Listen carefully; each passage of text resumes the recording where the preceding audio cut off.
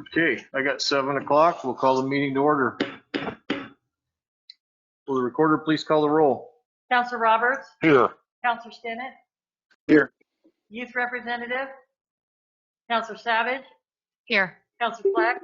Here. Counselor Soulsby? Here. Counselor Irvin? Here. Mayor Gowing? Here. So item 3, there's no items to be, to go. Mr. Mayor, Yes, so I'd like to add an item on the agenda, the letter that you and the city manager signed. I'd like to take it up to have the council adopt that as well. okay. So we will add that to business from city council, item C. It does need a motion and then a unanimous vote to put it on. I move that. Second. Okay, so we have a motion with a second to add the letter on for city council. All those in favor signify by saying aye. Aye. Aye. Aye. Opposed? Okay. So that will be item 8C. And then concerns from council will be item B. Okay, so item 4, appearances of interested citizens for items not on the agenda. This is a time for citizens to comment on items not listed on the agenda for a maximum of 30 minutes. Individual speakers must be recognized by a presiding officer, provide their name and address, and will be allowed up to 5 minutes or less with council approval. Comments regarding any matter scheduled for public hearing may be provided only in that hearing. Comments on agenda item may be taken prior to council's discussion on that item. Council will not engage in any discussion or make any decision based on public comments at this time. However, the council may take the comments under advisement for discussion and action at a further meeting. Does anyone wish to speak? Bruce Kellish, 78340 Halderman Road in Cottage Grove. Just want to thank the city and commend the city and community sharing for setting up the warming shelter this winter. It made a huge difference for people. It was well run, well organized, and I'm sure Mike Fleck can share all the statistics for this season, but stepping in when beds for freezing nights couldn't do that was huge. And just want to thank you on behalf of all beds for freezing nights folks and for all the people who were able to benefit from it. So thank you. Thank you. And I see caller 1 is lit up. Do you wish to speak?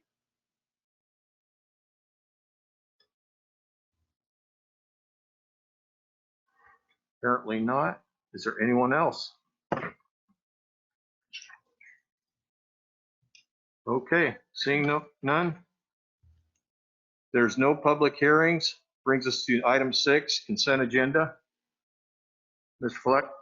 Mr. Mayor, I move that the council adopt the consent agenda. Second. I have a motion with the second. Is there any discussion? All those in favor signify by saying aye. Aye. Aye. Opposed? Okay, item 7, resolution and ordinances. First vote for ordinance amending the City of Cottage Grove Municipal Code Title 18 regarding annexation standards and procedures to allow extraterritorial connections. Mr. Stewart. Thank you, Mr. Mayor and Council. On February 8th, 2021, the City Council discussed allowing extraterritorial connections for properties within the city's urban growth boundary, but outside the city limits, where developed properties have failing wells or septic systems. Council supported staff preparing and presenting a Cottage Grove Municipal Code change for your consideration. Council shared several criteria items that needed to be included in a code change allowing extraterritorial connections. Property must be within the UGB.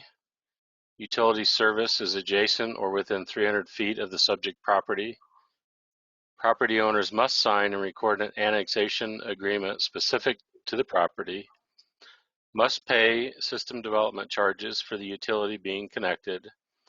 And the owner must annex when annexation requirements are met or when the city requests annexation.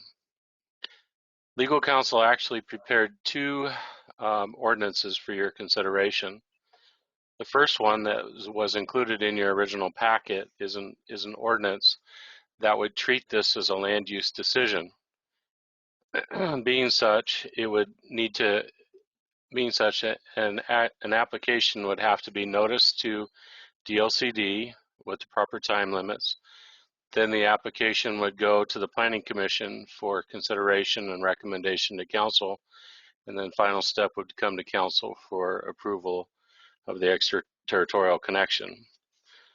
The second ordinance, which we discussed on Friday at the work session and now has been posted to the City Council agenda page, is a ordinance that would treat this item as just under approval by the City Council. It wouldn't be treated as a land use decision. The item would come before the council and would be either approved or disapproved by the council. And the reasoning is the annexations are not permits. Therefore, many of the land use procedures applicable for permits don't apply. So for example, annexation applications that are land use decisions are subject to the 120-day rule, where this item wouldn't be. But the item would still be a quasi-judicial approval process. So tonight, there's two ordinances to consider. If council chooses to, would like to go with the land use process, then the item would need to, we would give notice and we'd start through the process for approval of the code changes through the Planning Commission and then before the council. If you choose this evening to do the first reading of the ordinance that gives the council approval process, where items would come directly to the council, then you could do the first reading, the first vote this evening, and the second vote would come before you at the next City Council meeting in April. Are there any questions? Mr. Fleck? So I guess maybe I didn't catch this on Friday. I thought the difference was going to be between stuff in our UGB and or when state law allowed outside the UGB. I guess I wasn't catching, and it's funny because I do vaguely remember a comment about land use decisions or not, but I guess I wasn't putting that together as the difference between these two ordinances. So I guess my big question is then, why is our regular annexation process a land use decision, not just a quasi-judicial through the council? So Mr. Mayor and Councilor Fleck, you are correct that if you treat it as a land use decision, there are times when an extraterritorial connection could be made outside the UGB, but they're in state law, so that's why it is needed to go through the land use process. Okay, Does that so answer your question? well, so if I'm understanding you, if we wanted to do the ones outside the UGB, we would then need to adopt the first one, which makes it a land use. Is that correct? That's correct. Okay. I'm going to think about that for a minute. Thank you. Mr. Myers? And for your comfort and for your information, if you wanted to even go with the second one tonight, you don't have to hold the first vote tonight. You could wait until the next meeting and then do both votes. Well, do the unanimous vote because you'd had it for more than 7 days and it wouldn't change the timeline of adoption. So it'd give you a little bit more time to review that second one as well and kind of compare the differences. Okay, so at this time, I'm going to take public comment. Is there anyone from the public that wishes to comment on this?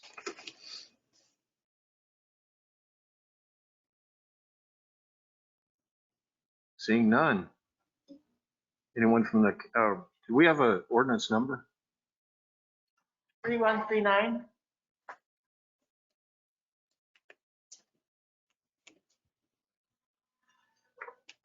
Mr. Irvin? Thank you, Mr. Mayor. I too have not had a chance to read this second amendment. I believe it just went up minutes ago. So I would like a little more time to kind of understand it. Besides that, there are just two areas in the subject line where extraterritorial is spelled incorrectly. So those could be addressed as well. But otherwise, I'd like a little more time to understand this. Mr. Fleck, I think I agree. I think I'd like to put this off a meeting so I can kind of think about it and get a chance to read that second ordinance in detail.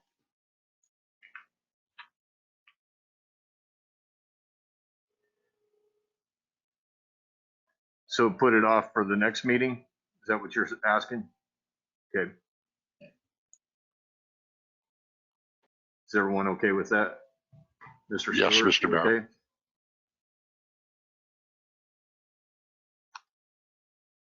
Mr. Stewart, that's okay? Oh, I'm sorry, Mr. Mayor, I didn't hear you address me. Yes, that's fine. We'll schedule it for the first meeting, council meeting in April. All right, thank you.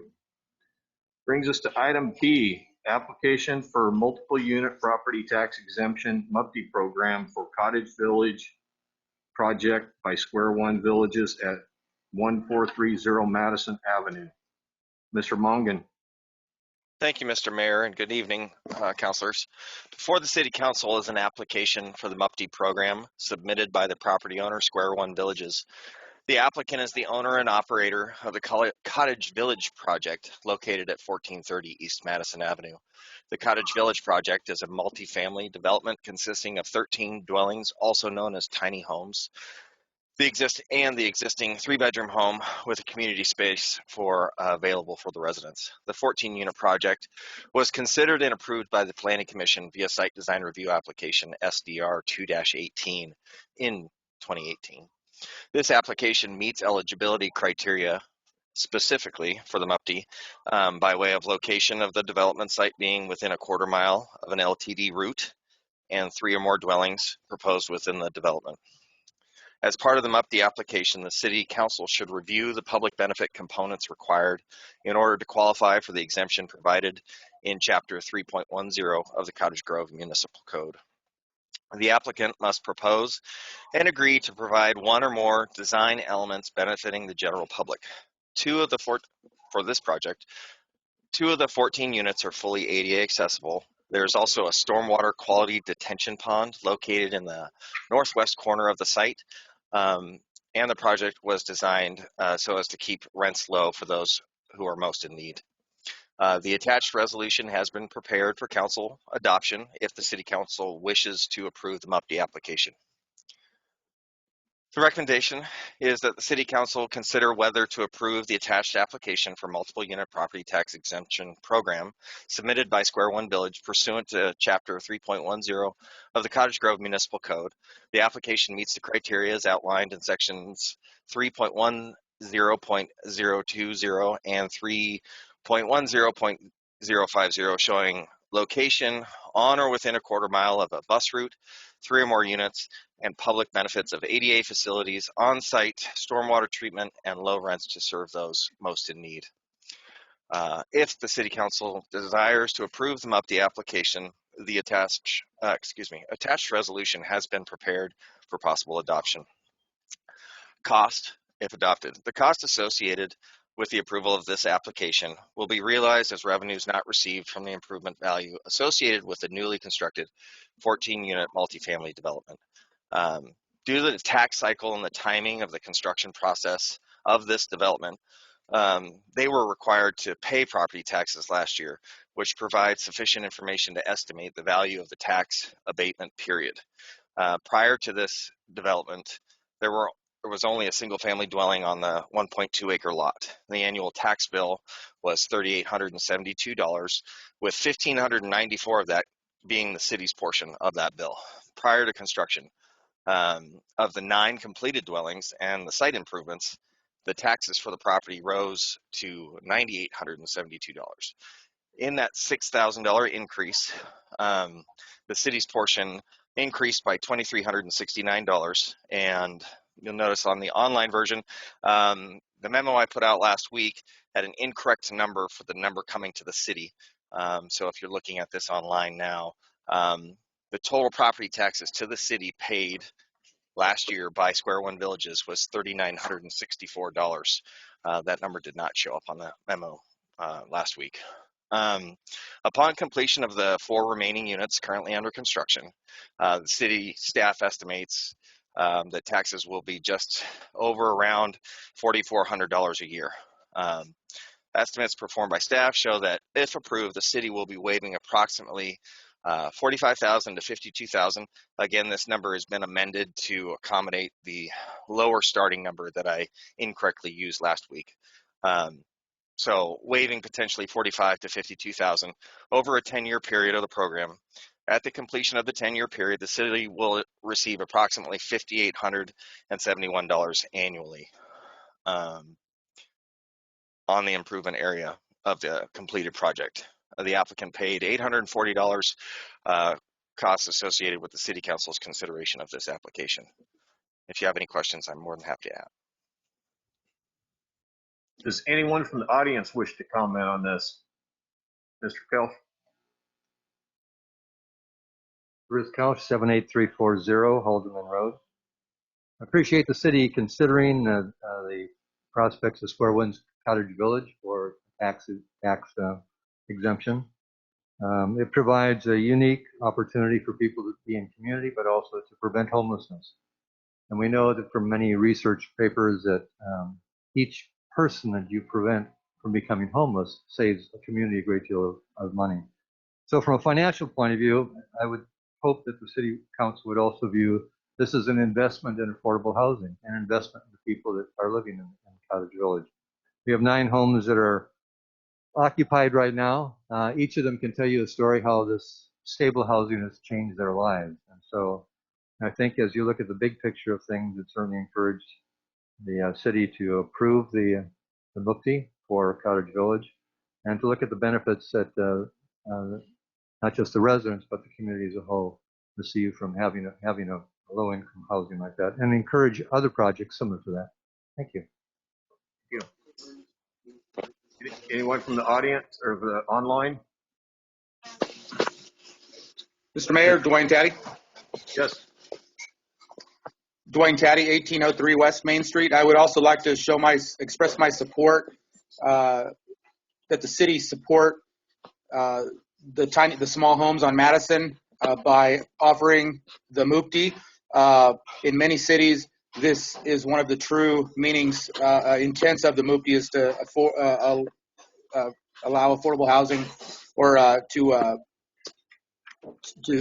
support the affordable housing concept, and it's lacking from our mukti. We could talk about that later, but this definitely is the intent, I believe, in many places. So I support it wholeheartedly. Thank you. Thank you. Anyone else?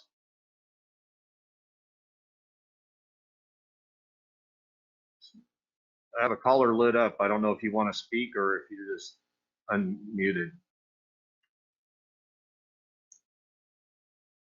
Apparently not. So I'm going to open up the discussion from council. Mr. Myers?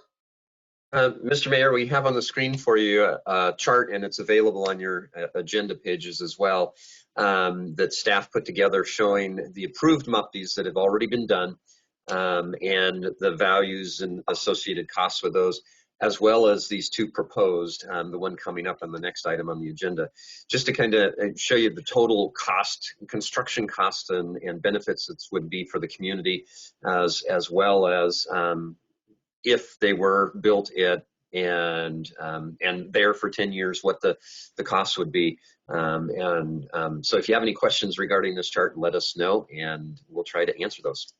It also includes at the bottom, you'll note that we do have the numbers for the current year, single family dwellings for the year as well. So we will keep this chart rolling as you do each MUPD application so that you'll be able to see how the total continues to move forward as we handle others. Mr. Fleck. So first, I want to say thank you so much for this chart. I did a very poor attempt in a hurry Friday morning, and I appreciate you guys, taking a look at it. This is great. I really appreciate it. As far as this proposal goes, there was some comment, some questions around it already being in place, and I think that I'm still okay with this application. I mean, I think there are some, those comments or concerns are justified, but when I took into consideration, that the nonprofit had hoped to not being paying taxes. I know our agency is exempt from property taxes, and I think a nonprofit going into housing without the experience of doing it would not have realized that they were going to be paying property taxes, because they're actually renting the units out. And so I think that the intent of this still is in place, even though unfortunately there was a tax year that went in, and there's still only 4 units to be developed rather than the whole 13. So like I said, I think this certainly would have been ideal to do up front, but then again, our MUPTI is also a brand new process, and I think we're all kind of sorting through this. So I believe I'm going to support this. Anyone else? Mr. Irvin? So I do as well. I support the concept, and am grateful and thankful that this is here in Cottage Grove, and I think it's a good system. I did have opportunity to tour and talk to residents of the one up in Eugene of similar nature. My concern is not in what is being built, but in how we are applying the MUPTI. And to that end, my concern is that we're going to get applications for developments that have already been either completed or started, and that we won't really have a basis to say no to. And I do understand the misunderstanding of the application of property taxes. However, there is a unit on there that we would be exempting from property tax, which is an existing development. And the MUPTI, or is an existing building that hasn't, to my knowledge, been improved upon. And I thought the MUPTI, when we originally laid it out, was to encourage new development, get more houses. That was the primary reason as we implement it. So while I agree, I guess would like to have the discussion around whether or not we include the pre-existing home, and just exempt all the new development that has been built on that site, because that existing home was always taxable. To me, I don't know why we should loop it in to this MUPTI. So I guess I would propose modifying the resolution just to take that existing home out of the MUPTI and approve the rest.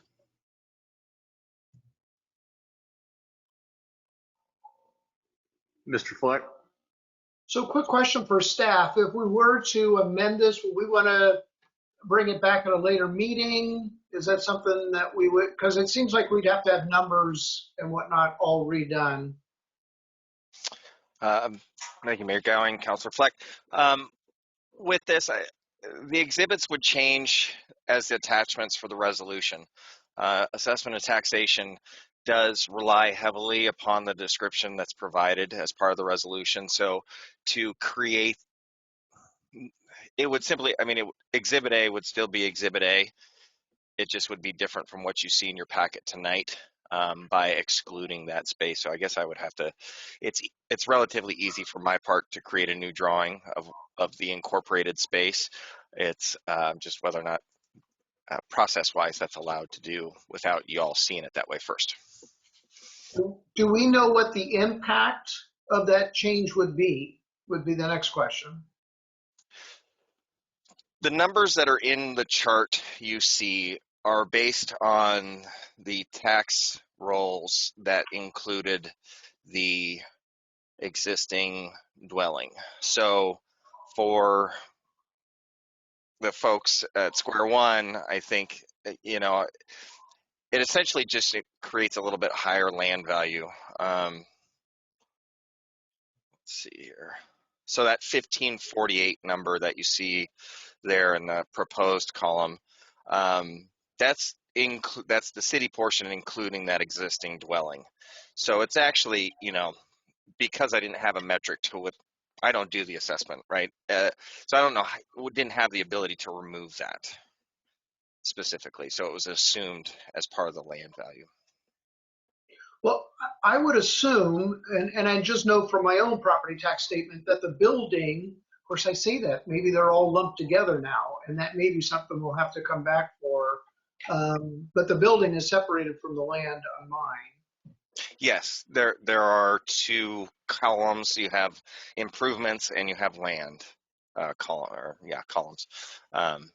Rows, I should say, sorry, on the statement where you'll see those separated out. So, but then when you go across, you would see. So I didn't take that off the bill. I just took the city's portion.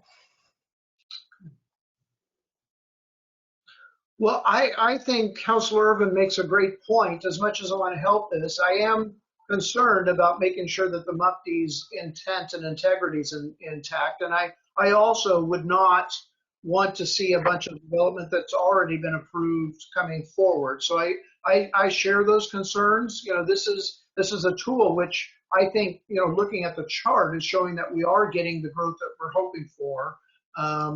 But I do want to make sure that the integrity of the process is maintained. So I want to thank Councilor Urban for his comments. And I'm just now wondering whether we should send this back and bring it back next month as well, or if we should go ahead and just adopt it with the changes that we make verbally.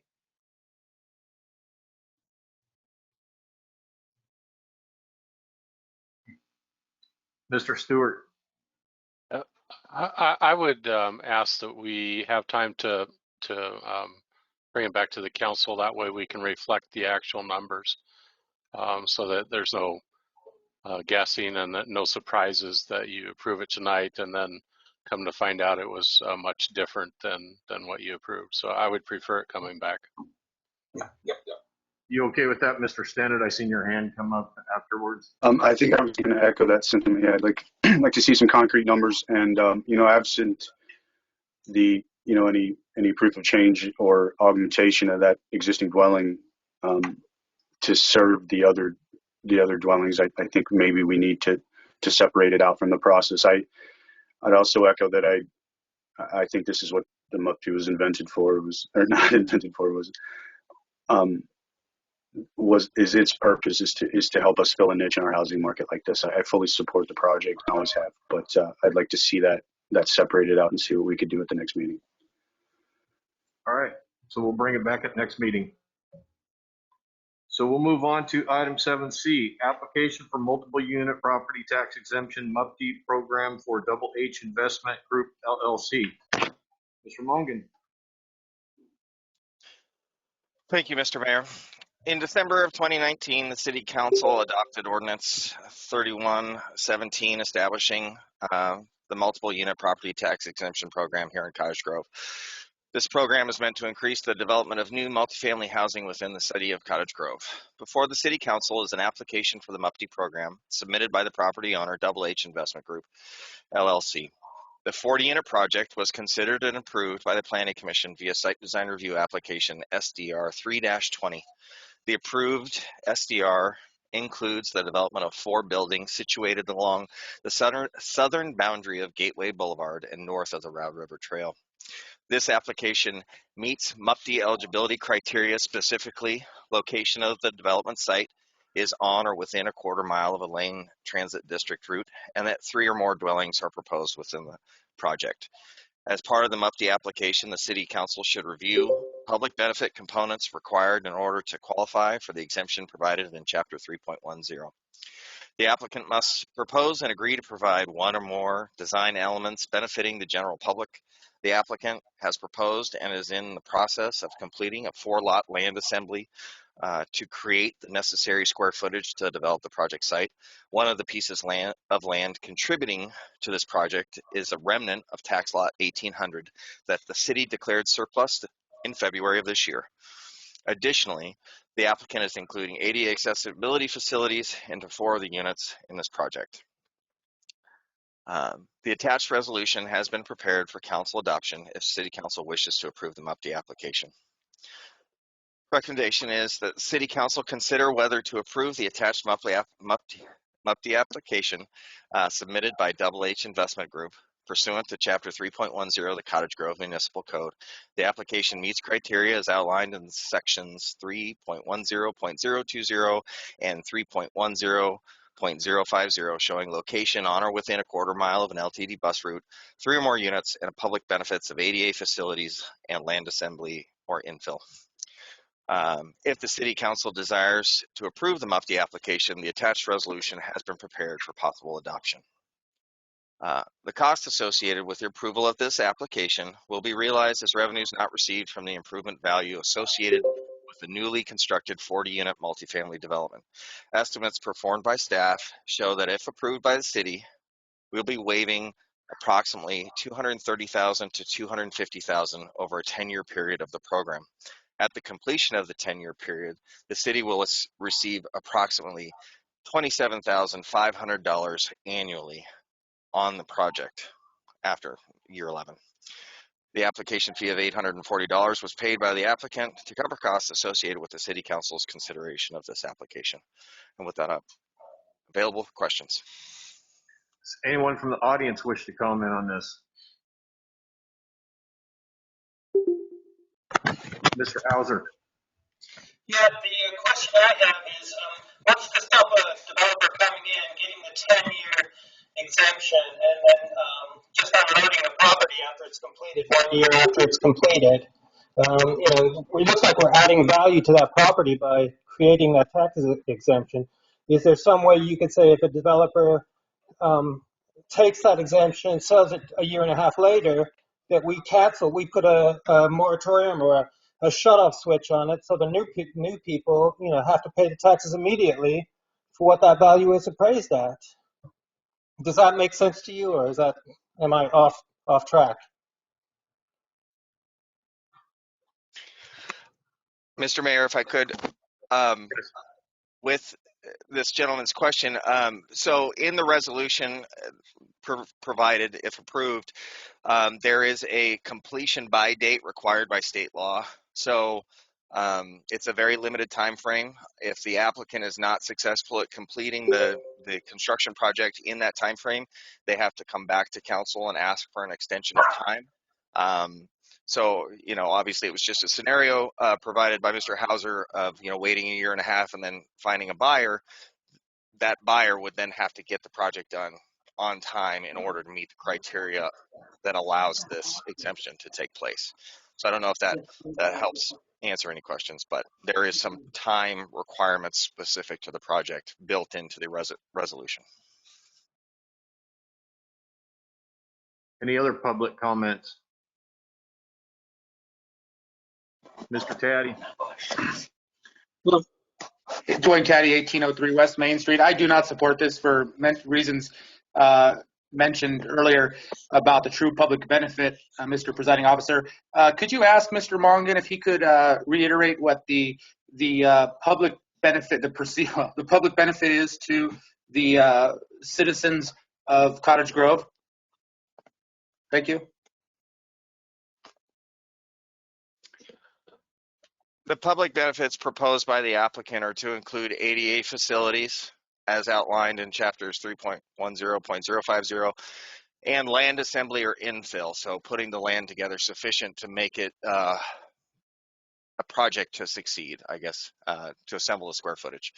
That is the proposed public benefit by the applicant. Thank you. Any other comments? Mr. Hauser, you already had your chance to talk. Okay, I was just talking about after the unit was constructed, what's to stop them selling it? I mean, I think we should have Thanks. You only get one time to talk on each subject. So any other from the public? Okay, seeing none, we'll open it up to council. Mr. Fleck. Yeah, I will just start by saying I absolutely do support this project. So the ultimate public benefit from any application of the MUFTI is housing units. So as we've talked ad nauseum about our housing needs analysis or housing, needs study, we need 69 units a year for the next 20 years just to catch up and keep up with our housing inventory. And this proposal alone is for 40 units. It's one of those things that we absolutely need. And so the ultimate public benefit is the fact that we're getting housing to help address some needs. I certainly, and I was going to bring it up under concerns, I certainly look at adding a review of this down the road. I'm more than happy to look at maybe modifying the benefit. There have been comments in the public about doing an affordable housing piece. I certainly welcome conversations around those, and I certainly would welcome a review of the MUFTI. So I would say at least after this construction season, so we have at least enough applications to kind of base, is this really doing what we want it to do? But at the end of the day, I can't tell you the number of clients I see every day that cannot find a rental in this town because there are not available rentals.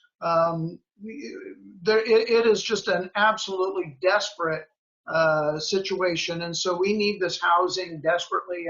And to me, that piece of the public benefit really is the key component. But once again, I do welcome in the future doing this. And then just a quick point, we never did adopt any of the ordinances. So would 3139 ultimately be the ordinance number for this? Not an ordinance, it's a resolution. Oh, and what would that number be? I'm sorry. 2036. Mr. Mayor, I move that the council adopt resolution 2036. Second. Okay, we have a motion with a second. Is there any more discussion on it? Ms. Soulsby. Thank you, Mr. Mayor. I would just like to say that I do support this as well. I know that a lot of people say that the MUFTI should be about affordable housing, and bottom line, we have a supply problem, as Councilor Fleck has said, and supply and demand is what drives our prices. And so that's what we're trying to get around as a city council, is to get more housing built here so that our prices could possibly drop, and we have less than a 1% vacancy. So I just want to say I'm definitely in full support. Anyone else? Mr. Stennett.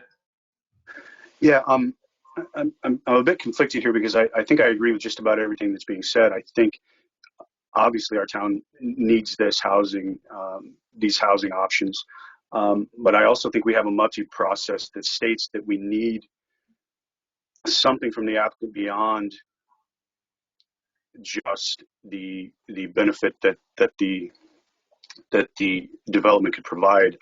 The public benefit, the benefit to the general public beyond just the housing is a bit of a stretch in this sense. And I guess I'm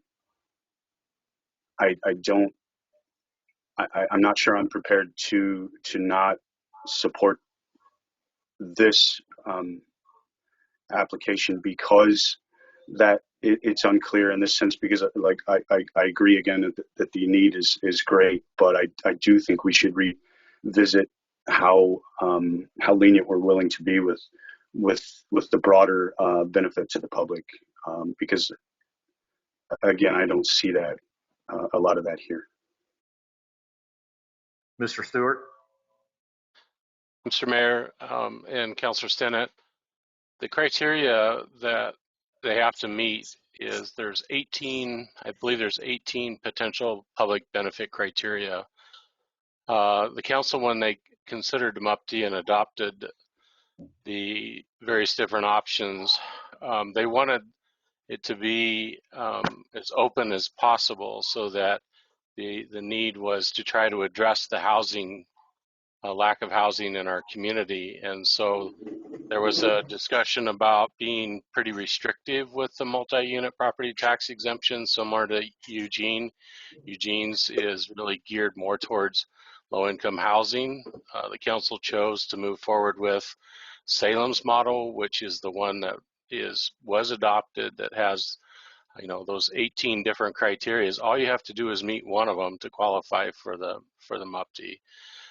So as we're hearing this evening, recommendation to bring this back after a period of time, see if it's working, see if it's if we're receiving more applications for a certain type of housing, and the council would want to adjust the criteria.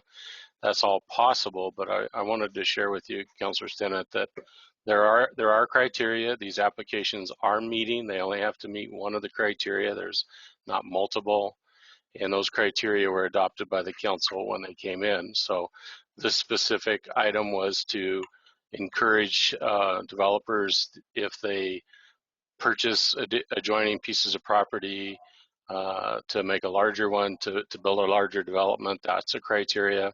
And then also allowing dedicating ADA in there is another criteria. So we can get you the full criteria list so that you can see it, but they are meeting the criteria of the MUPTI that's proposed. Any more discussion for Mr. Roberts? Thank you, Mr. Mayor.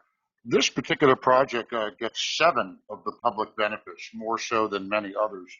I do hear what Councilor Stinnett is saying and what Mike Fleck is also saying. I agree we need a lot of housing, but I would like to maybe relook at the way we do this in the future.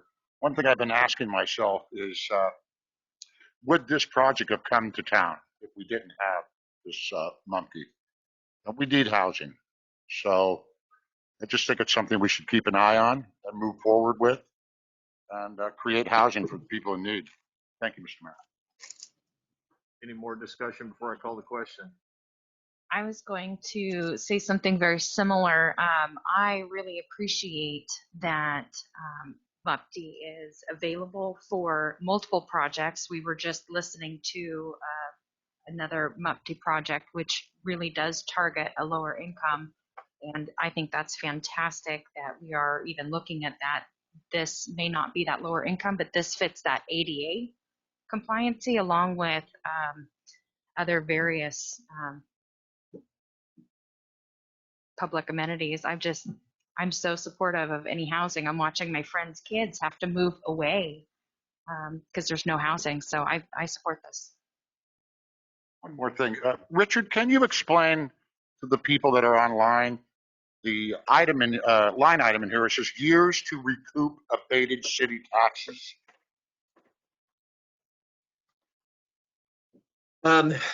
Yeah, so that would be, and Eric can probably explain it as well, but it's basically how many years after they start paying taxes are they recouping back the costs associated with what we exempted for the 10 years.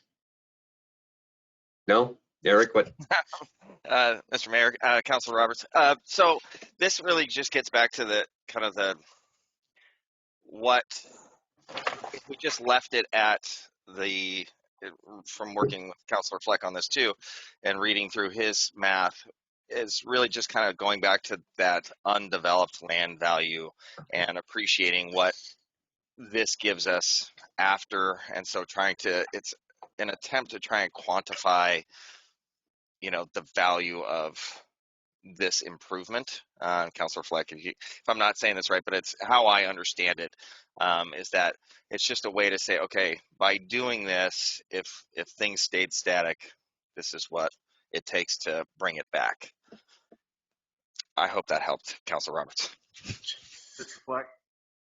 Yeah, just it's very, this is a better version of the spreadsheet I showed on Friday, which basically, we're waiving, I think it was 3,000, so I don't remember the numbers off the top of my head. It was 3,000, actually I see that, I've got my sheet here. So we're basically waiving 3785 that we're getting currently, for 10 years. even if you add that improvement in, the amount of money that we're waiving, the increased value of that property starting from day one after the exemption's over, we will be making this much more money each year. And so basically, if the development didn't happen versus it actually happening over approximately 10 years on all of these, we will have recouped the same amount of money that we've exempt because the value of the property, and all of this, of course, is assuming that the property wouldn't have developed anyway. And I think that in this example, that's a very likely scenario. Thank you, gentlemen.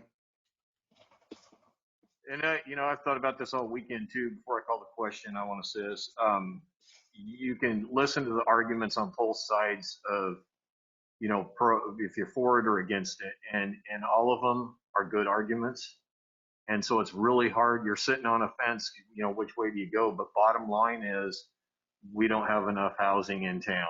And so until we get enough housing that it becomes that we have more houses than residents, then we can do something different. But right now we just need to get development going, and anything we can do to encourage, and your construction cost is there, that that's a deterrent. Your lumber costs so much, your electrical work costs so much, your plumbing costs so much. And when you start doing development, if you've ever done it, it's an ongoing process that takes a while to get a house built. And so if this helps it, great. Let's do something. So with that, I'm going to call the question. Will the recorder please call the roll? Counselor Roberts? Aye. Counselor Stinnett? Aye. Counselor Savage? Aye. Counselor Soulsby? Aye. Counselor Fleck? Aye. Counselor Irvin? Aye. Mayor Gowing? Aye. Thank you. Okay, item D, resolution establishing appropriation within the general fund for the expenditure of unforeseen specific purpose grants from the Oregon Department of Transportation. Ms. Likens. Thank you, Mayor, Council. The city has received a grant in the amount of $239,617 from the Oregon Department of Transportation, Public Transportation Department. The grant is to be used specifically to provide financial support for general public transportation services using CARES 5311 federal program dollars. The funds will be passed to South Lane Wheels to be used as outlined in the grant award. In order for the city to lawfully spend the money, we must comply with requirements of local budget law. Expenditures in the year of receipt of grants for a specific purpose may be made after the enactment of a resolution authorizing the expenditure or an ordinance. It's staff recommendation that the City Council adopt the resolution to establish the appropriation for the use of the grant funds as stated in the grant, what do I want to say? Use of the grant funds for the purpose stated in the amount of $239,617. Anyone from the audience wish to comment? Seeing none, I will open it to council. Mr. Fleck. Mayor, I move that the council adopt resolution 2037. Second. I have a motion with a second. Is there any discussion? Seeing none, will the recorder please call the roll? Counselor Roberts? Aye. Counselor Stinnett? Aye. Counselor Savage? Aye. Counselor Soulsby? Aye. Counselor Fleck? Aye. Counselor Irvin? Aye. Mayor Gowing? Aye. Okay, item E, resolution establishing appropriations within the general fund for expenditures of unforeseen specific purpose grants from the State of Oregon Parks and Recreation Department. Ms. Likens. Mr. Mayor and Council, the city's received a grant in the amount of $3,000 from the State of Oregon Parks and Recreation Department 2020 Heritage Program. The grant is to be used specifically to purchase scanning equipment and collections storage materials, as well as provide training and to revamp and print the Opal Whiteley brochure. The project will be in partnership with the Cottage Village Museum Cottage Grove Genealogical Society, and the Cottage Grove Historical Society, and administered by the city. In order to lawfully spend the money, again, the city must comply with the requirements of local budget law. Expenditures in the year of receipt of the grants may be may be made after enactment of a resolution or ordinance authorizing the expenditures. It's staff's recommendation that the City Council adopt the resolution to establish appropriations for the use of the grant funds for the purpose stated in the amount of $3,000. Anyone from the audience wish to comment? Seeing none, I'll open it up to council. Mr. Fleck. Mr. Mayor, move that the council adopt resolution 2038. Second. I have a motion with a second. Is there any discussion?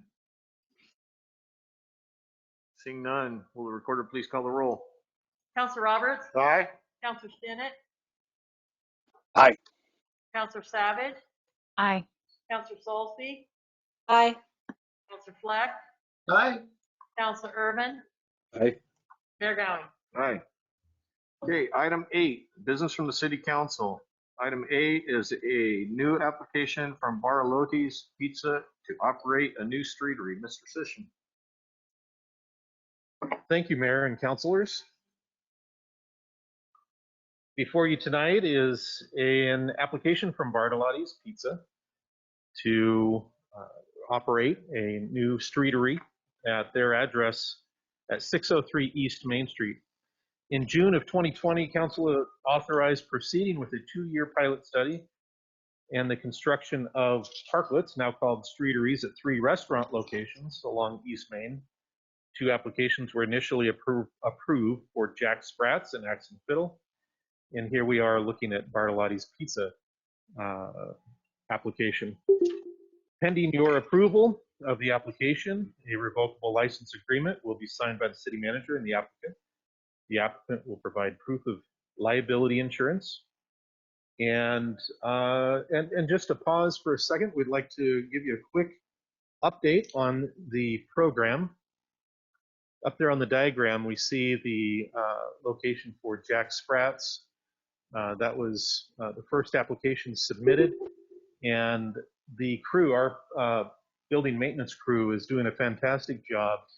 They're about 3/4 of the way through assembling, manufacturing, and fabricating, welding, painting the first streetery to be located at Jack Spratz. The second application received was from Axe Fiddle, and we'll be covering that in another discussion after this. But their approved location last year was right in front of their restaurant as well. And the third location there, Bartollotti's Pizza at 603 East Main. And so, let's see, are there any other slides here? City Manager? We can go forward. Here's a picture of where we're at. There's some beautifully stained cedar railings. Those are pressure treated 4x10s that are shaved to the street already. They've taken measurements in front of Jack Spratz, and they've already started shaping those floor beams. There's a small railing there that has been fabricated, welded together, that'll be bolted to that wooden frame right there on the left where the mouse is. I'm just so impressed with what our crew is doing. The city recently received $30,000 from Travel Oregon to construct these streeteries, and I couldn't be more proud of our crew. So we expect that first parklet or streetery to be assembled in front of Jack Spratz beginning next week, and possible operation by the restaurant owner in 2 weeks. We're just going to take the pace that crew is comfortable with. We want to go safely, and we want to make sure that these are built correctly. So this is the front page of the design plans.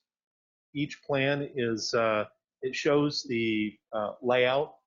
It shows the floor beams. There's some railings there. Go to the next slide. I like some of these diagrams here.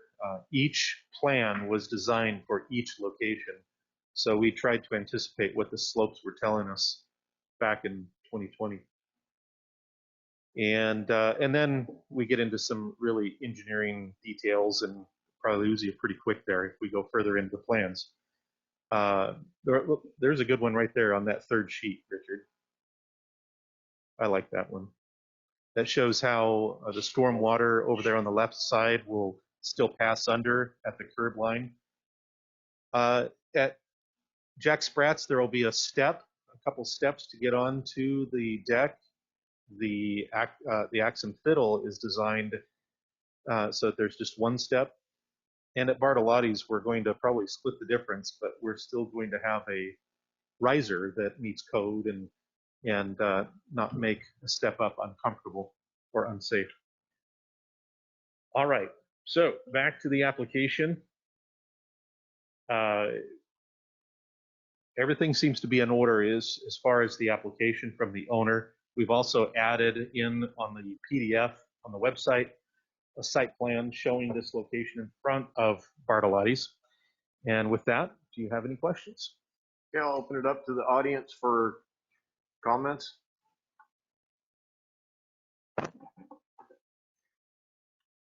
Seeing none, I will open up to council. I Ms. need Debbie? to declare a potential conflict of interest. I'm the property manager for Bartolotti's, and while I don't see the Streatery being the defining factor of whether or not they pay rent, I do manage their property. Thank you. Mr. Roberts. Thank you. These are a long time coming. I can't wait to see these out there. The slope of the street, the crown, that's what that angle is going to make up for around that, right? Is that Right. why there's also the step? Those The 4 higher by step in the front? Thank you, Councilor. Mayor, Councilor, the floor beams are shaped for the slope of the street at that location. So each one will be literally fitted to the slope of the street. Right, because the slope is different on different parts of each Maine. location, correct. It's not consistent. And then, what was my other question? How are these assembled on? Is it like with a forklift, bring them in? Are they in sections? Yes. Richard, if you could pull up one of the pictures from the angle, the end view, what you're going to see is that each streetery is built in 4 5-foot wide sections. If you could go to one of the photos, the in view photo. And so what you see there are 4 5-foot wide frame modules, and they're all bolted together. So after you take the railing off, the railings and the steps, you'll be able to unbolt the modules like stage pieces. Exactly. You can see that floor beam doubled up there. Now, and that is designed so that they can be taken apart at the end of the season. The approved season was mid-March to mid-November. When we revisit this program as part of the pilot study, and we talk to citizens, business owners, and of course review internal processes, we'll determine it, of course, timeline, whether we take these apart and move them off site and store them. The concern there was we want to get them off the street for snowplows. And so, yeah, these are made so that they can be unbolted, hopefully for a good 5, 6, 7 years. The brackets, the bolts. Well, it's treated wood too, I see. Yeah. So they're designed so that they don't fall apart the first time you unbolt them. Yeah, they're pretty solid. Will the city store them through the winter months, or does the business? That's a good question that I don't have an answer for, and it may be one where senior public works staff decide that is a suitable option. Any more discussion from council? Mr. Fleck? So maybe we could go back to the image with the locations. There we go. I thought in our original discussion there was one per block allowed. Now that said, our very next item is to move the one for the Axe and Fiddle over to, I think that's 7th Street there. And I totally support that, but I do, parking, the danger piece was my biggest concern. If a car veered and, you got people sitting right there at the edge of the roadway was a concern. That being said, after looking at this at the city shops and the pictures you've shown, I actually feel much better. This is a very solid structure, much heavier built than the ones I've seen in Eugene. So I'm somewhat relieved about that, but I am concerned about parking. And so I certainly am happy to approve this, but I don't, like I said, I don't want to see more than one a block on Main Street. Otherwise, we're going to have some serious parking problems. Ms. Soulsby. Thank you, Mr. Mayor. I'm just wondering if city staff could, for the citizens that do not already know, if you could share that how the grant money came to be for this program. Mayor, Councilor, could I hand that to Assistant Planner Eric? Richard? I'll do it. Mayor and Councilor Soulsby, the staff got a notice from Travel Oregon, which is it's not a part of the state. They're their own organization, but they're closely tied to the state parks and other things and recreation opportunities in Oregon and trying to encourage travel and stuff. And they created a destination ready grant is what they called it. And they set aside $250,000 and we're seeking applications. They received applications totaling, I think it was $2.4 million worth of applications, and we applied for $30,000. And as a result of that, they postponed their award timing. They were supposed to award it a little earlier, and they pushed it back about 3 weeks and found some additional money in some of their other programs. So they were able to come up with $900,000 to put in the pool for grants, and then awarded the grants. We were given our full amount of $30,000 out of the applications of 2.4 for 900,000. So that was a pretty amazing award that they really, really liked this project. It was one of those that, hey, we have the plans all done. We were ready to go. It just needed the money to build it and get the materials. And so that's what they were looking for, are shovel ready, construction ready, whatever projects to get on the ground and get going to try to help tourism and destination stuff. And that's what this grant was for. So it's all through Travel Oregon. And that grant money will cover all of the costs with constructing and putting these in place. Ms. Soulsby. Thank you, Mr. Mayor. Thank you, Richard, for clarifying that. I just wanted to make it clear that that was not taxpayer money.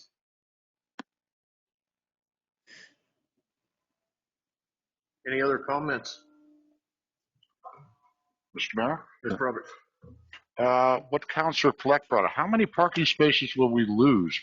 Is it like there's about 2 spaces in front of each business? Thank you, Mayor, Councilor. At each location, there should be only one, though some of these are non-standard, like in front of Bartolotti's, those are pretty short spaces already. But there's a intermediate space in front of Bartolotti's that's marked yellow.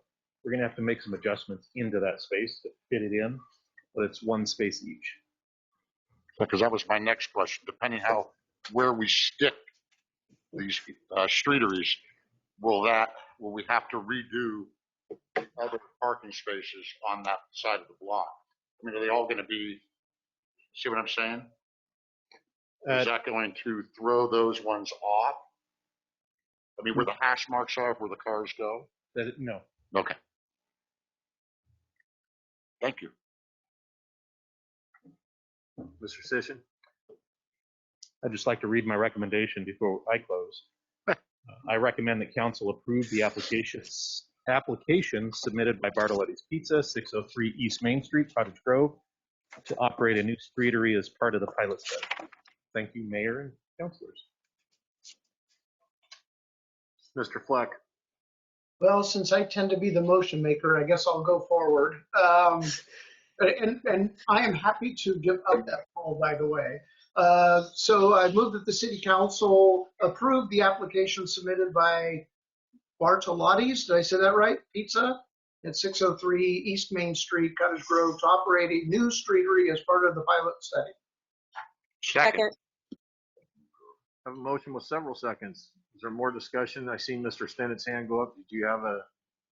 I just had a question. I just want to make sure that that doesn't make for a difficult and hazardous right turn onto Main from 6th Street there. That's a pretty tight area anyway.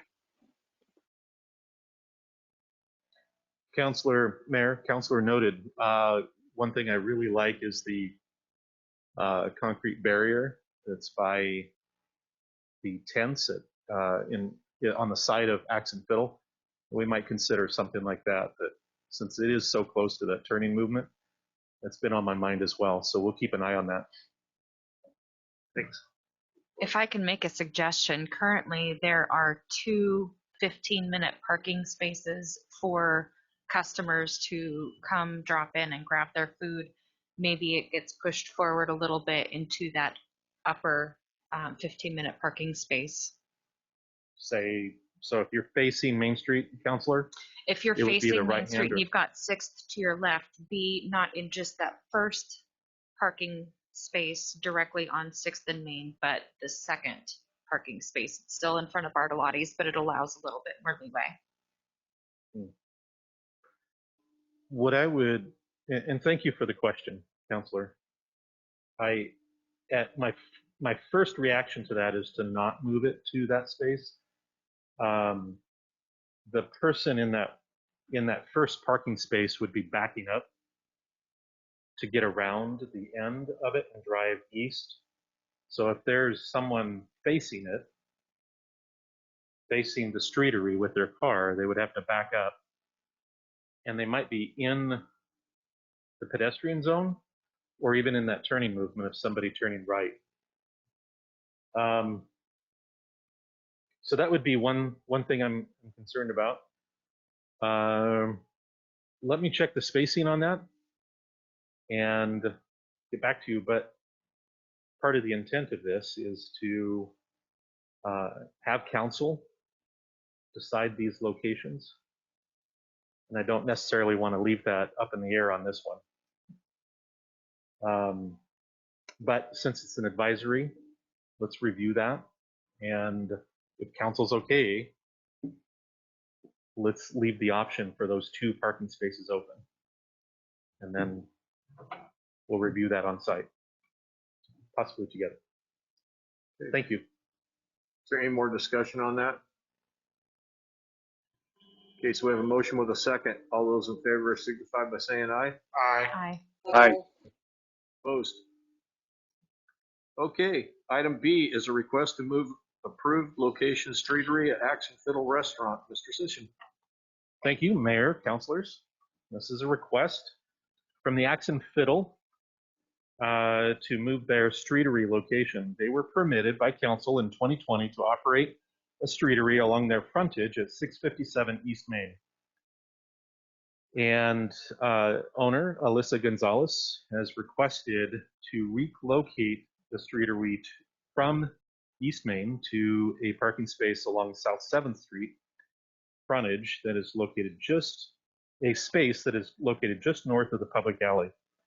Arguments in favor of the move to South 7th include it possibly could enhance public participation at various events in which the street is closed for festivals or special events such as the Farmers Market, Chili Cook-Off, or the Halloween Parade with East Main Street closed. When Axe Fiddle is not open, the streetery would be considered public park space. Another argument in favor is that the proposed streetery location along South 7th Street lines up with Axe Fiddle's side door, which they currently use to service the existing tents. This minimizes conflicts with their front door as they exit with food and patrons coming in.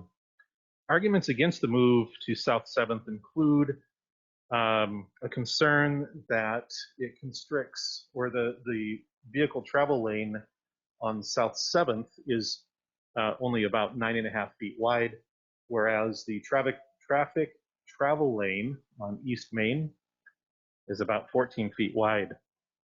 We have enough room on the sidewalk on South 7th to place the the Streatery and the required ADA table on the sidewalk and still allow the ADA and pedestrian passageway. So there's not necessarily concern there on the sidewalk. It's more about the vehicle travel path.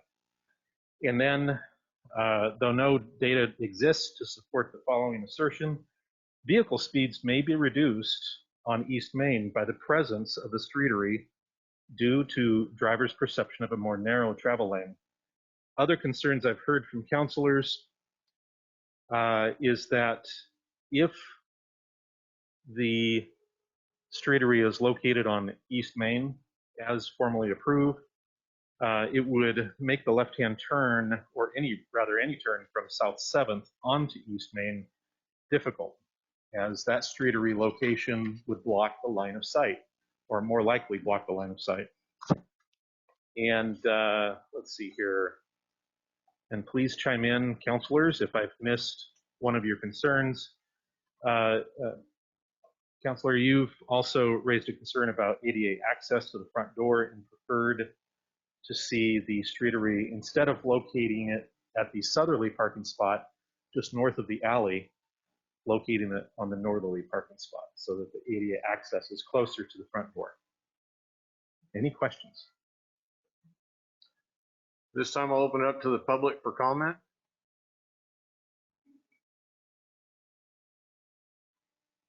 Somebody lit up?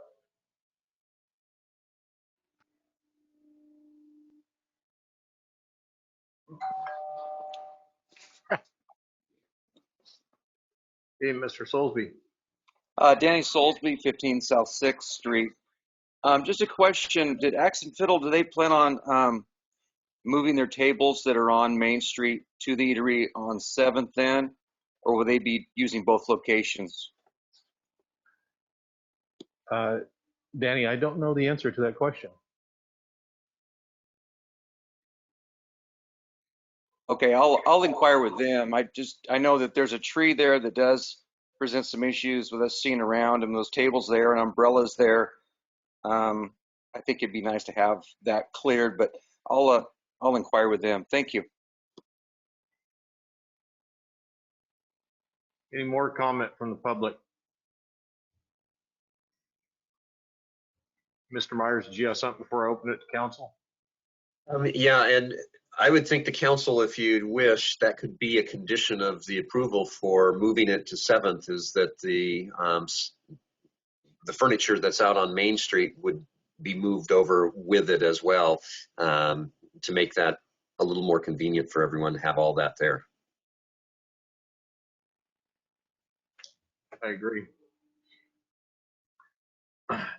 So at that point, I'll open it up to council for discussion and motion if possible. Mr. Fleck. Yeah, I actually really love this proposal. You know, we've had studies year after year about narrowing streets, slowing traffic, and well, generally, I also think it's a quality of life issue in a commercial area like this. I think the advantage of having it on the side street is just absolutely huge. And my big concern actually was around the crosswalk. And I would love to get the vegetation off of that corner. I think I've mentioned that 2 or 3 times, where I go up and down Main Street quite often, and I end up looking for people on both sides of the road at the crosswalks. And in that intersection, quite often, I will have somebody stepped out a step or two before I even see them at that location. That location really bothers me. as far as visibility for the pedestrians. And so I think moving this around the corner absolutely is a great idea. And just to keep moving things along, I will move that the council approve the conditional relocation of the Streatery subject to staff review in the November 2021 as part of the Streatery pilot study of whether, let's see, I guess I'm just going to reiterate that I'd like to see it moved. I do think that having the condition of moving the tables and chairs from the Main Street sidewalk to that side, I do like adding that as a condition, and so I will put that in, but we'll amend that motion if the council doesn't support it. Second. We have a motion with a second. Is there more discussion on this? Mayor, I had a thought. I know that side space on the other side of Axe and Fiddle where this is being proposed is often used as the place where folks go to smoke. And so I really want to encourage people to not use that space, especially as people are eating out there. I'm sure that they're already working on that. I'm sure that that's already built in. I just want to reiterate that. I think Mr. Sission's going to answer, but they have an ordinance that they got to be 20 feet from their door to begin with, so that would eliminate that. Mr. Sission?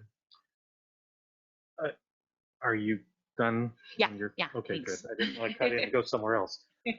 Thank you, Mayor. I want to caution council on prohibiting or moving the other furniture. I haven't looked at whether that those picnic benches even fit. I do know that a small table that will have to follow the Streatery, the small table for the ADA space that's triggered by that will fit. But I don't know if those picnic tables will fit along that sidewalk and still create enough space for the pedestrian through zone of 3 feet minimum. What you approved was a 6 foot wide path. And you know, that 4 to 6 foot wide, we can still accommodate that on Main Street. I don't think we can do that on South 7th. We can't, as a matter of fact, but we can get by the ADA table. If you require Axe and Fiddle to move their picnic benches, those picnic benches might be doomed. So I would caution council on that to put more study rather than throw that on as an amendment. Mr. Fleck? I will amend my motion to remove that requirement. Mr. Urban? Thank you, Mr. Mayor. I might have misheard the motion's amendment there, but I thought it wasn't just to move the tables, but to deal with the vegetation, basically deal with the blocking of the view at that corner, and not a specific stipulation as to what to do with the tables. But I would still support a motion that addresses the view issue. Ms. Soulsby? Yeah, thank you, Mr. Mayor. I tend to agree with Councilor Urban that I hate to take away tables that a business already had and then give them a new space, because it's definitely about helping their business. However, I do completely understand the visibility issues. And so maybe we can look at something like if they're going to get that extra space, that maybe they could help the city out too with, you know, losing some of that vegetation so that we have a better visibility plan. Mr. Fleck? Okay, since my second didn't approve my amendment, I guess the course to go back to the original would be to say that my original motion stands. Does that sound correct to staff? Correct, Counselor. The recommendation is for the conditional relocation of the Streatery, subject to staff's review and council's review during the pilot study in November 2021, during the review of that pilot study. And so yes, that is correct. It is to move the previously approved location to South 7th, to the southerly parking spot, unless you want to specify the parking space. And I was actually speaking more to the additional requirement to move their tables off of the Main Street sidewalk there. I had made a motion to remove that from my initial motion, and Councilor Irvin, I believe, was the second on that. And he did not approve that. And so I'm actually kind of wondering, I think we're back to our original motion from Robert's Rules, City Manager, is that correct? So your motion then stands that you're asking for the streetery to be moved to the new location, and then also the tables to be removed from Main Street. So yeah, unless there's an amendment to remove that amendment, then that's what would be voted on. And if it fails, then somebody could make a new motion to. Right. And I'm actually okay with that. So I'm totally fine going back to that original motion and ready to move on.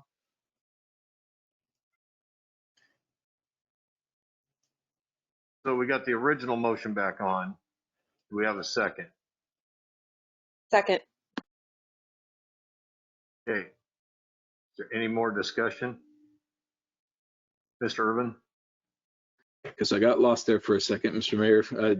So the original motion does not contain any stipulation for improvement of the visibility on the corner. Is that correct? It does require the removement of that from the sidewalk. The tables. The tables. So if you were specific about moving the tables and we didn't want that stipulation specific to the tables, can I say that I would make a motion to amend that motion, because I seconded it, to remove that stipulation? And I would like to get to the point where we have a motion that does have a requirement that visibility is improved. So I guess I'm looking for guidance if I need to make a new motion for that or not. I think, yeah, I think that's the case because it's a separate item from what the request is. Mr. Myers? So it sounds like there's been confusion of what what Councilor Fleck's motion was. And so his motion was to move the streetery to 7th Street with the condition that the tables on Main Street would also be removed and put over on 7th or removed. So he's made an amendment to that, or offered an amendment to remove the condition of moving the tables. If you're in favor of removing that table removal, then the motion would simply be to move the streetery. At that point, you could amend it and say, or you could offer Councilor Fleck and say, yeah, I'll go with you on your amendment to remove the tables if we add in visibility. So maybe that's where you ought to think about going is, and then it'd make it a clean motion. Councilor Fleck's motion would then no longer say anything about tables, but would say fixing the visibility. And can we go back to full screen so I'm not looking at 2-inch? Yes, let's get rid of that. People. It's really hard to see who's raising their hands. Yeah, all right, I'll get rid of that. So, and I think this is a great opportunity with a new council to talk about Robert's Rules and some of the procedures. So, and correct me, Richard, you're much better at this than I am. But if the original motion maker decides to amend his motion and the person who seconds it agrees it, that's, I believe, called a friendly amendment. And then, therefore, that is the new motion. Now, somebody else, however, could disagree completely and want to amend something in, well, let's, for lack of a better term, a non-friendly way. And they will actually make a motion to amend the motion. And if they get a second, we then would vote on the amendment first. And then we would vote, depending on that result, would vote on the motion that existed after that vote. And I hate to kind of bog down this stuff, but I think with the new council, this is really good for us to talk about because these things will come up from time to time. And so I think what you could do to solve this is, Mike, you could, and Councilor Fleck, you could offer another friendly motion to remove the table condition and put in something about visibility. And if that sounds acceptable to the council, I guess I will move to amend my motion still moving the streetery to 7th Street side, but then to fix the visibility problem along the sidewalk right there at the corner of Main Street and 7th. Does that sound like an acceptable motion? And not dealing with the tables. Yeah. Not specifically about the tables. So, Mr. Roberts? Thank you, Mr. Mayor. So procedure-wise, we should get the second to agree or not. Second, agree. Okay. So and just for procedure and explanation, we now have a motion that was friendlily amended by the motion maker and the second, that will basically say moving the streetery, but only addressing visibility at the corner of 7th and Main. Okay. Ms. Soulsby? Thank you, Mr. Mayor. So we are specifically talking about foliage right now, not moving tables. Correct? Yeah, Okay, thank you. that was my question. Thank you, Candace. Mr. Stennett? That was my question. I would ask how we require or compel the Axe Fiddle to deal with the foliage in a non-specific way, I guess.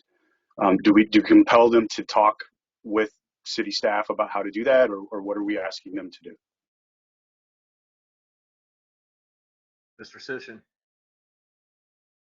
Councilor Stennett, thank you, and Mayor. What I would suggest is that, and I was thinking of this today as I was going down Main Street, and with my foot over the pedal, thinking that I had a pedestrian at the corner by east of Big Stuff Barbecue at 8th and East Main. And there's also a bush there. I think we need to do a kind of a holistic study and report back to council on some solutions. I'm also wondering if those shrubbery are put there by maybe volunteers or a business group, the folks that water the flowers during the summer. I don't know who puts those out, whether it's the individual businesses or it's another organization. But I think that we could take this off the table and report back, but it is an important issue. Mr. Stewart? Thank you, Mr. Mayor. My recommendation would be we have vision clearance requirements in the code. I would just ask staff to go out there and review the corner and make sure that it complies with our vision clearance code, and that should solve the problem. Okay. There we go. Any more discussion? All those in favor signify by saying aye. Aye. Aye. Opposed? Okay, item C, the letter that myself and the city manager put out a couple weeks ago. Mr. Fleck, did you want to talk about this? Yeah, I have it in front of me. Should I read it? Has everybody had a chance to see it? Why don't I just read it real quick? I'll try to be fast. So March 12, 2021, it has recently come to our attention that individuals within the community are belittling, demeaning, and attacking a volunteer with the city of Cottage Grove because of mental health issues. We find such behavior disgusting, prejudicial, and entirely inappropriate. Such behaviors are based solely on hate and fear. For years, the city of Cottage Grove has supported efforts to strengthen the access to the mental health services and fought against prejudicial, boy, I'm having a hard time with that one, or discriminatory actions or comments that continue to perpetuate the stigma associated with mental health challenges that our citizens face. Mental health issues must be treated the same as any other medical or physical condition. Statements or actions that question the abilities, belittle, or discriminate against anyone who received treatment for mental health challenges or who are addressing mental health issues are not appropriate in a civil and respectful community. Such actions must be identified for what they are: discrimination and prejudice. We will not be intimidated by such demeaning and prejudicial actions, got it that time, or statements. We will also do all in our power to identify such behaviors and protect all members of our community from such mistreatment. All selections of employment or volunteer service within the city of Cottage Grove and are and will be based on bona fide job qualifications and will not be intimidated by prejudicial or discriminatory comments, behaviors, or accusations. And it's currently signed by Mayor Jeff Gowring and City Manager Richard Myers. And so I would ask that the council, by motion, accept this as a statement from us as a whole body that this is not behavior that we support, and in fact that we are proud to stand up and say this is not okay. And so that's why I asked to have this put on the agenda. Is there any comments from the audience? Seeing none, Ms. Soulsby.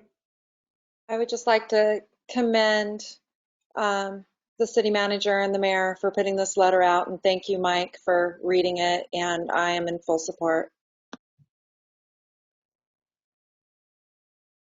I'd like to add to this. I have some personal experience, and as you guys get to know me and as the community gets to know me, I wanted to just publicly thank both Mayor Gowing and City Manager Richard Myers for writing this letter, normalizing the conversations around mental health.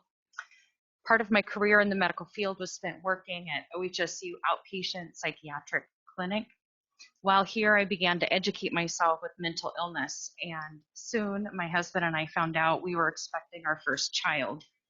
So with his permission, I'm going to share just a little bit of his story with you guys tonight. In March of 2009, our son was born. Like every child, he was perfect in every way, although he was hitting major milestones early. He was curious, and so I took the time to teach him. As long as we were one-on-one, he did great, but he could not function. And then when reality did not match his perception, I chose to leave my career in order to provide the 24-hour care that he required. When he was 3, he began working with a therapeutic team. His mind was continuously receiving input, which resulted in him only being able to sleep in 2-hour increments.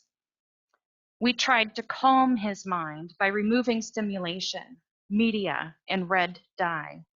And then we introduced meditation music, essential oils, and massage. We were doing everything right, and yet his team was stumped. We moved to Lane County in 2012, and I found a nonprofit that helped parents navigate the world of disability. I got involved, I joined the board, I organized walks for awareness at Alton Baker Park, launched a campaign to raise money for a sensory gym, and I led parent support groups. It was an exciting time, but our son was going deeper into crisis. The wraparound team was recommending a more extensive therapy, and his psychiatrist recommended admitting him into a short-term pediatric therapeutic facility. We were in disbelief at this recommendation, and we decided that we were going to exhaust all resources before this ever became our option.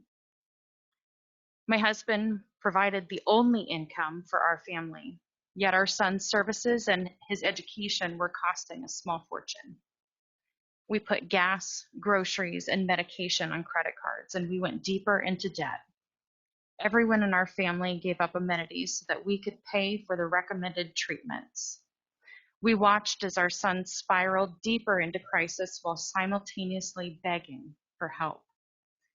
So at that point, we had exhausted all of our resources, and we accepted the recommendations to have him admitted to the short-term pediatric therapeutic facility. After 15 months, our son was discharged, but then COVID hit, and he was again in crisis.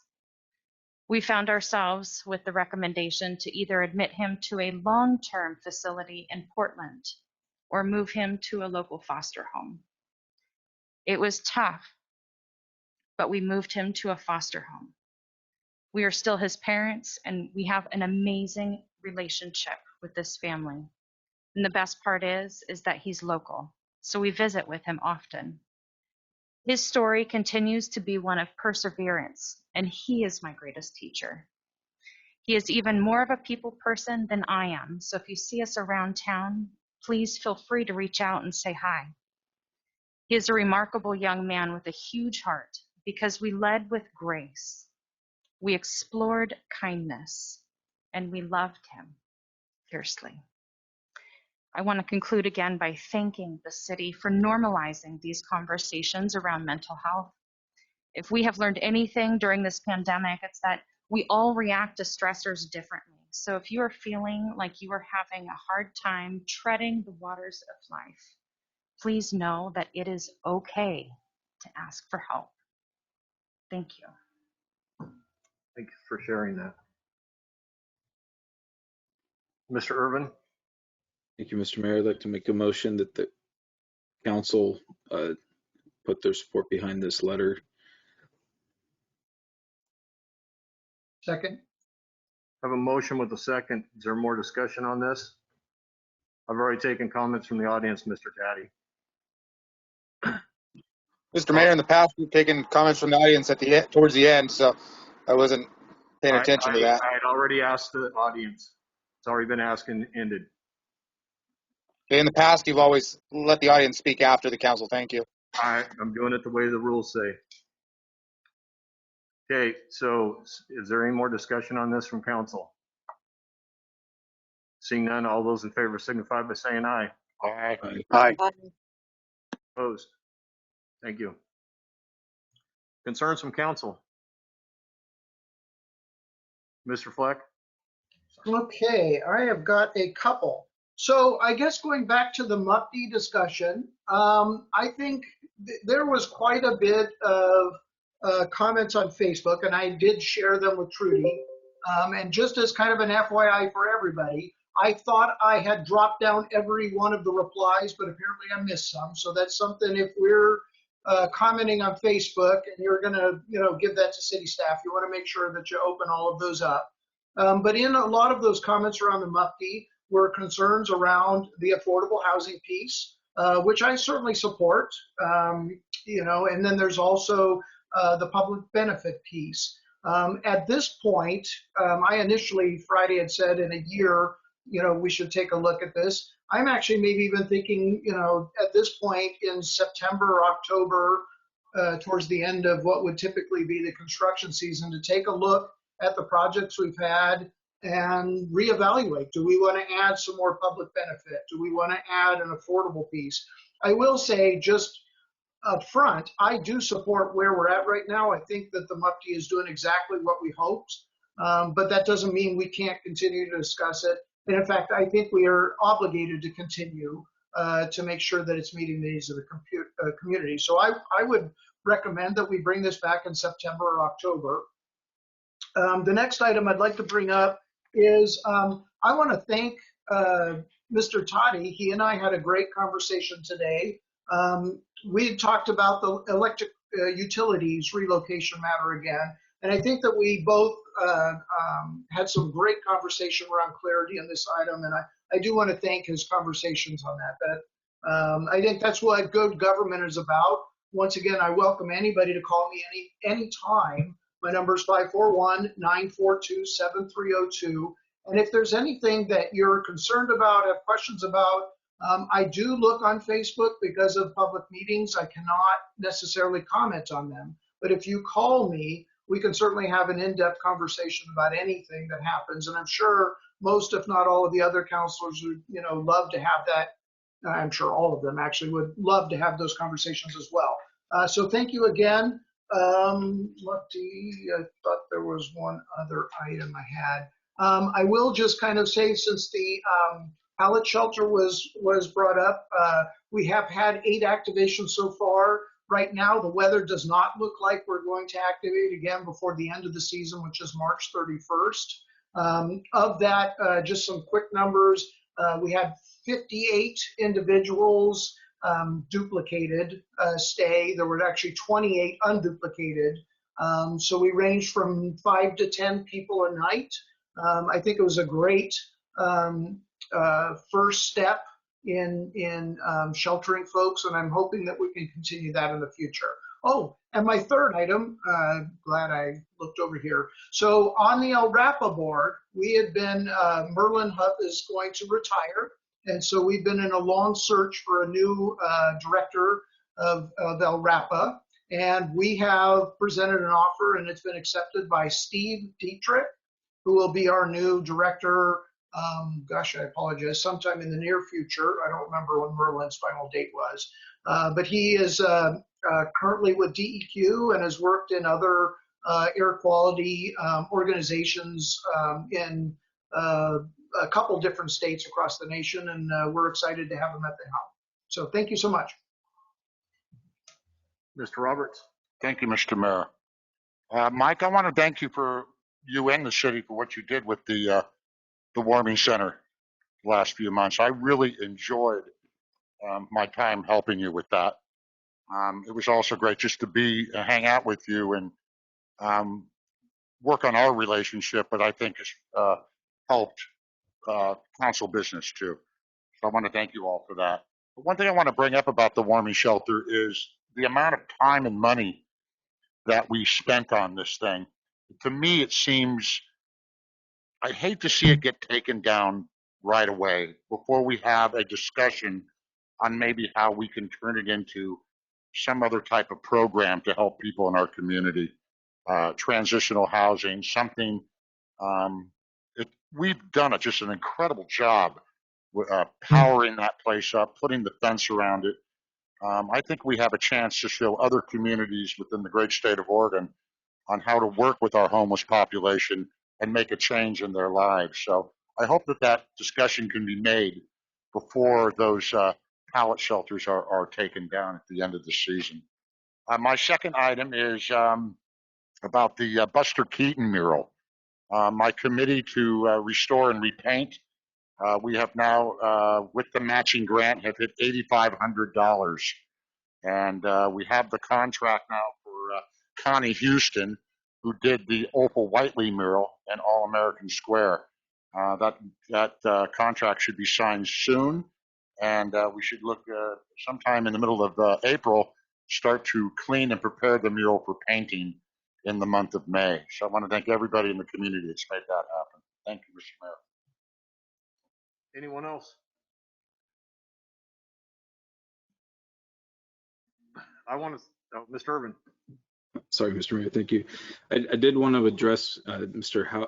Hauser, I believe it's his name's question, because I think it might have gone unanswered about the condition on a MUPD, or why there's not a condition on the sale of a building. And I think it, right after it's built. I think that's because the primary objective here is to get new development in and with housing. And while there is a risk if somebody vacates a building right after it's built, the lenders have an obligation, their taxes, upkeep, everything, it's an asset. So it still has to be maintained and kept up. And if someone becomes delinquent, it won't take that long to get it in the hands of someone who's going to operate it. Otherwise, the asset goes to waste pretty quickly. So there's a lot of motivation just kind of built into it that isn't going to be a permanent issue. And ultimately, we don't didn't put a stipulation on who owns it, much about anything about background other than that it would be built and that it will provide housing. So that's why we didn't really address as a stipulation anything past it, development being finished by a certain date. And I hope that answers that question. Any other comments, concerns? I just want to, since Mr. Sission's in the room tonight, I just want to thank him for, I've been working with ODOT and since I'm on the Lane Act and the project that they're doing on Highway 99, and they're trying to make us assume the maintenance for their crosswalk and the sidewalks. And Mr. Sission's been holding his own with their director, not giving in to them and consulting our attorney. So he's looking out in the best interests of our community, and that's what we need for our staff to be doing, is standing up to these agencies that are trying to push us over. And so I appreciate his work on that. We've had some phone conferences with ODOT, and he's doing a really good job. And I appreciate everybody's staff and council that gave up half their Saturday for some well-needed face time, because we had the first time we'd been in the same room in a year, and we had some really good training. And I know we didn't do much on goals, but we did a lot of much needed reevaluating things and talking things out and learning. So I appreciate everybody's efforts on that. With that, we will move on to city manager report. Yes, just a couple items tonight. One is the If I Were Mayor contest deadline is the 26th of, I think that's what it was. Well, here it is, the 16th of April. So it's coming up quickly. And on the 26th of April, council will be evaluating any entries that we do receive. So that's coming up. We do have the activities, the poster contest for 4th and 5th grade. The 6th through 8th is the essay. And the high school age is the digital media program or presentation. So if you have anybody you know, or if you know of anyone that has kids that are in those ages and categories, please encourage them to participate. I know the YAC had their workshop and had some good discussions with the mayor and discussed different ideas and thoughts. And so we're hopefully going to get some good information or entries from some of the YAC or some of their friends as well as they do that. The only other item is our vaccination clinic that we're working on with McCoy's. It's going well. We did our second week of vaccinations this last week was in Bohemia Park. We will be doing that again this coming Friday. For 65 and older. We're kind of concentrating on that, even though some of the other eligibility has shifted to other areas. We're really, really wanting people in the community to let those that are in that upper age bracket know that this is an option and an opportunity for them. They need to call and pre-register with Teresa or Jessica at the community center, and they will get back to them and let them know. This last Friday, there was a little mix-up. The Lane County wasn't giving vaccines to McCoy's to distribute, and we had people lined up, and David actually ended up driving up to Eugene and picking up vaccines at the last minute in order to do that. Usually we were getting the Johnson & Johnson. They ended up getting Moderna on Friday. So they do have those, and they're looking forward to continuing to do that. And we will be doing that every Friday in Bohemia Park from 10 to noon until we get a really good coverage of our seniors and everything as well. So please spread the word, let the seniors know.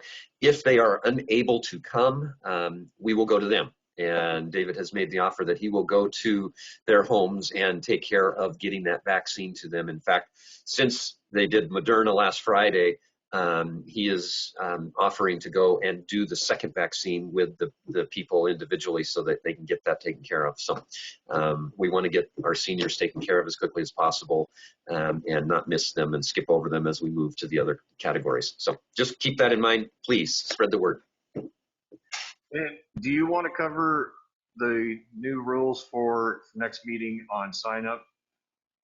Sure, if you want me to. Yeah. On the next council meeting, which will be on April 12th, I believe. Yes, we will be going back to our method that we were doing in real life, where you'd come to council meetings, and if you wanted to testify before the council on an item, you would sign in on the sign-in sheet, and the mayor would use those to call people for testimony on items. We will be doing that digitally, so there will be, with the next agenda, a form that people can go on identify who they are by whether their screen name or their phone number if they're going to be calling and being on the phone, so that they can be recognized as well. And the mayor will call from that list. That will also give us an opportunity to know how many are going to be there and want to call on and speak on an item and testify. So we'll be doing that. There will still be, and as there is now, the opportunity for written testimony as well. Those testimonies and sign up needs to be done by 5 o'clock on the council meeting day, so we can provide that information to the mayor for presiding or the presiding officer at the meeting.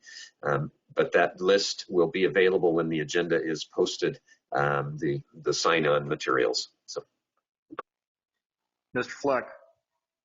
So just a couple observations. I noticed there were 2 people on tonight with residents. And so I believe we still need name and address for public testimony. So just keep that in mind. If you know, folks want to opine, you're certainly welcome, you know, not to if you don't want to speak, but that is one of the requirements. And I guess I would just ask, Councilor Urban brought up during our work session on Saturday, and I fully agree that I would hate to limit. I mean, I think if the meeting's running long, there's certainly considerations around limiting public input. But while I think this is great from an organizational standpoint, I'd hate to get too rigid about allowing folks that didn't sign up but then had a thought at the last moment, as he mentioned. So I'm hoping that we can be pretty flexible and adjust as necessary to make sure folks are being heard. Yep.